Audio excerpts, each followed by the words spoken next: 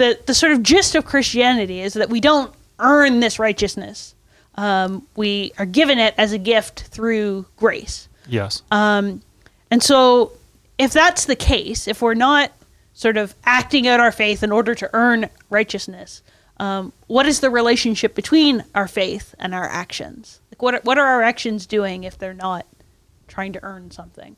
I think I would deconstruct the distinction between the faith and the action. I would say the action is what faith looks like in our everyday lives.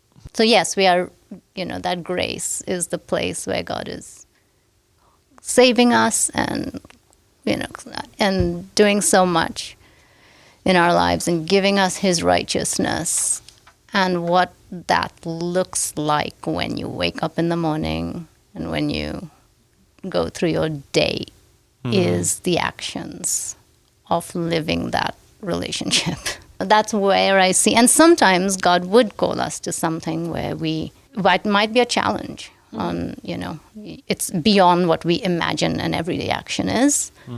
But I think most of our actions are everyday actions in work, in our families, in different ways. So what we see with many of these actions is what that relationship looks like. Yeah. If you look at someone, it's hard to know what's the motivation for any action, right? Yeah. So if someone is bringing flowers to their wife, let's say I bring a bouquet of flowers to Sally. It's hard for you to know. Is Rob bringing those to her because he owes her something, or he really screwed up and he's got to kind of like make it up to her? And so this action that I'm viewing actually is rooted in some kind of guilt or expectation or duty, right? You look at it and you really can't tell. Or are the flowers, am I giving the flowers because it's just an overflow of my love and affection for Sally, and I just can't help but constantly buying flowers this way and that. I just can't stop myself. I can't stop myself, right? It's sure. So again, the outside observer, it's really hard to tell what the motivation is there, and I think there's something about that what is the motivation for works? What is the motivation for like actually doing good deeds?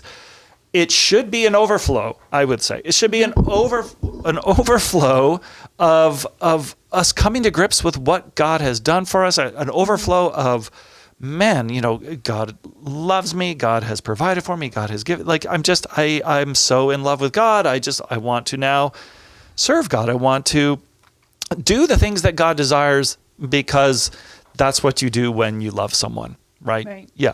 But on the other hand, yes, people could be doing all these same actions. Right. They could be helping the old ladies across the street, and they could be giving generously, and they could do all those things, but they could be motivated instead by, I hope this is enough to kind of get God off my back, or I hope this is enough to cover up for all my shortcomings, or I hope that this can somehow earn myself a place in heaven, or whatever the case may be. So yeah, I think the proper order of things is that our actions are overflows of this kind of the wonder of grace in our lives overflowing into action, not an attempt to earn God's grace by these actions. Right.